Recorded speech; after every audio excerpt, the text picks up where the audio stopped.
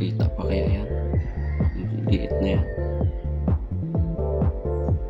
D882 mga guys. Pitin natin dyan. Lalagyan natin ng diode 4007 1N 4007. Hindi natin lalagay sa kabila natin. D882. Ito na lalagay natin. Short lang natin yan dito.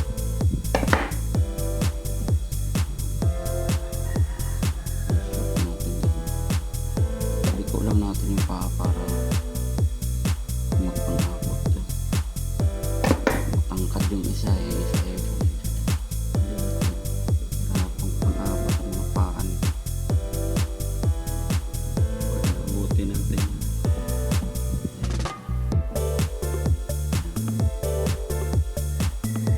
Tapos sinangin natin. Isa matangkad, isa ikwan. Talaga pag-abutin mo.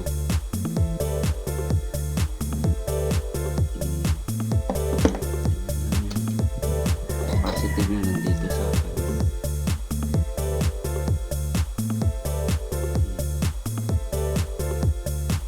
Lagyan natin ng mga dapat dali-dali yan. Okay. Hinang dali-dali talaga yung makakulay.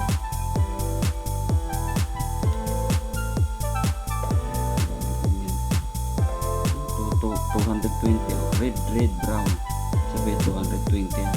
Dito natin lalagay. Dito na natin pa. Sabi mahaba. Dito na natin.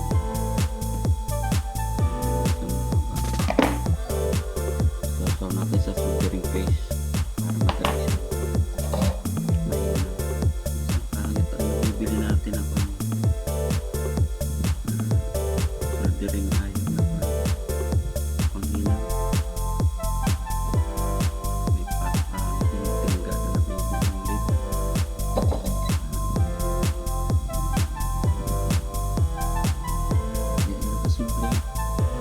Isusunod natin ay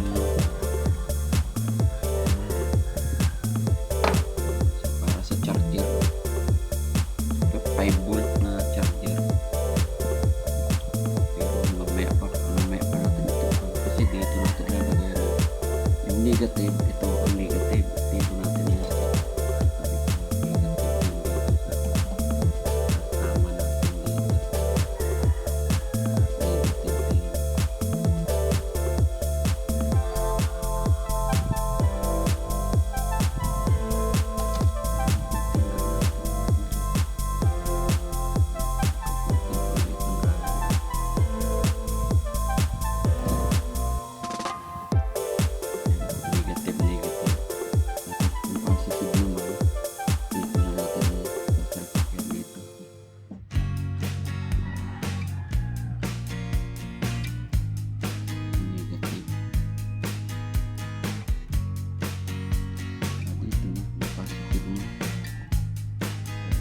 Negative na dun.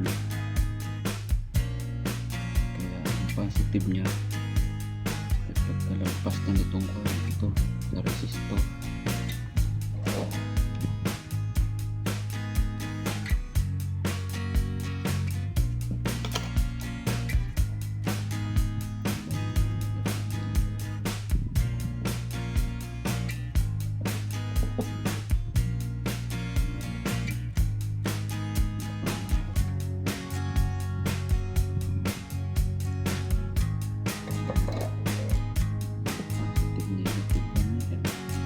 Negative siya doon.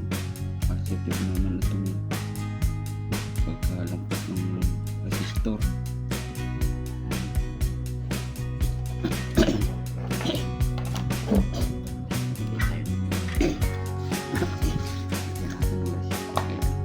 Para mas maganda pa natin.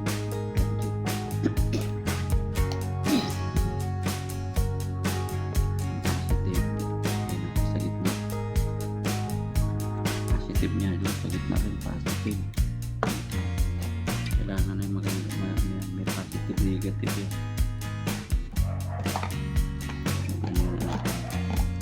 May kapag nasikip mahirap pasok. Masikip. Lagyan natin madali pasok yan. Kahit anong pwesto yan, basta maluwag, papasok yan. Ayan. Ito namang isa ay masikip din. Kailangan lagyan naman natin ng negative na sa kabila. Tanggal na. Negative na natin. Ayan. Kapal-kapalan natin kasi maipit yung pagpan. Kapal-kapal. Pag maliit pala din, hindi ramdam. Pag malaki, ramdam na ramdam niya. Kung sinikpitan mo siya, ramdam agad yung lagyan natin ng kaunting lock dito para hindi man natin malat. Magaling malat. Pag malaki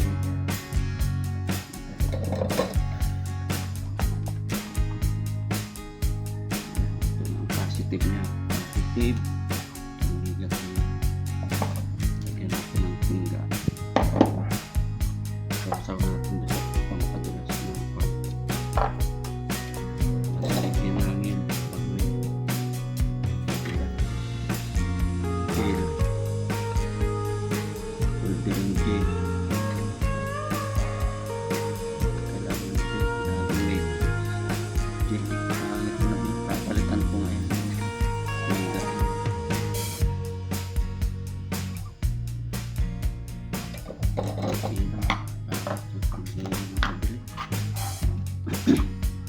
tapos ang negative natin naman papunta dito sa gitna na transistor natin ang negative.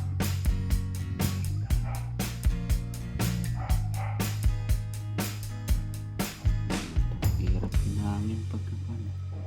Tapos ito positive nito papunta na dito sa ating baterya. Positive ito.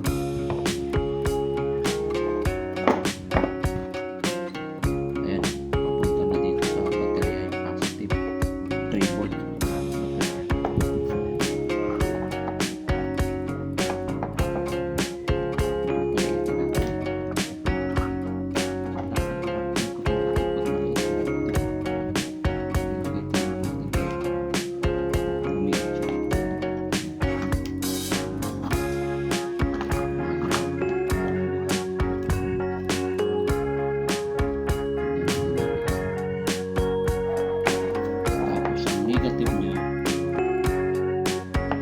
negative ng baterya sasama natin dito sa negative na ito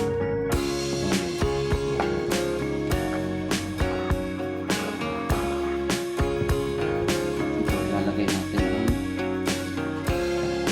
bilya magawa tayo ng energy slide.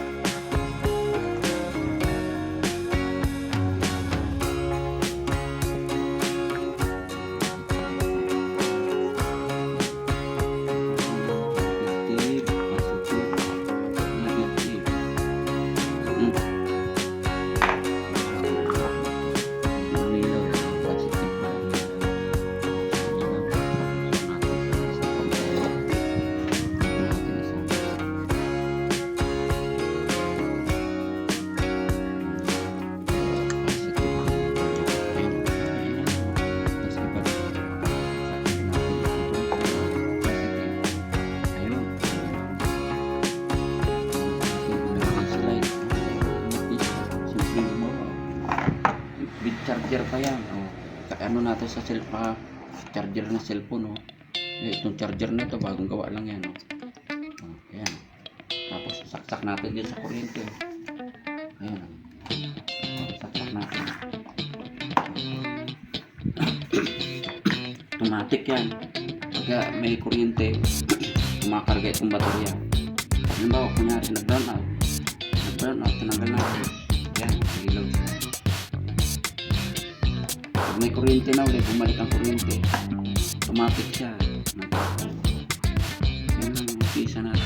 Halimbawa, nag-run out, walang kuryente. Ayan, ilaw na naman siya. Yan ang ating emergency light, automatic emergency light with charger. Pag may kuryente, mag-charge naman siya dito. Kakargahan natin yung baterya natin. Oras na walang kuryente, buhay siya. Purpose niya, nag-charge siya habang may kuryente. Off ang ating ilaw.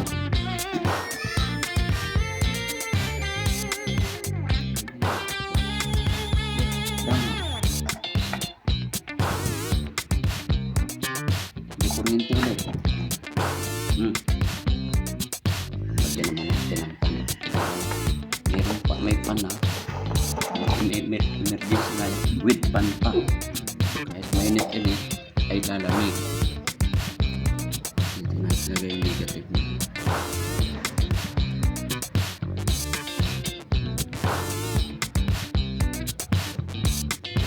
Positive. Lagyan natin dito yung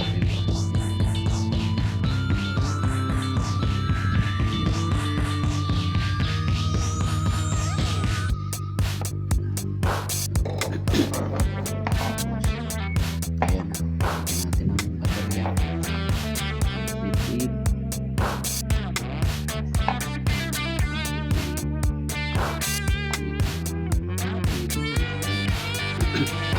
Ilaw na tayo.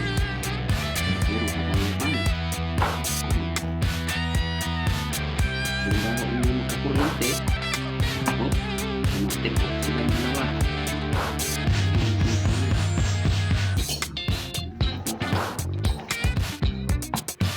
Pag walang kuryente, maliwanag na, may pan pa.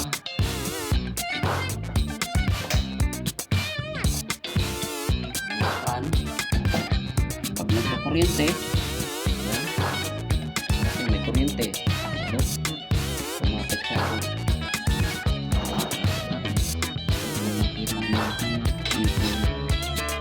Walang kuryente, yan.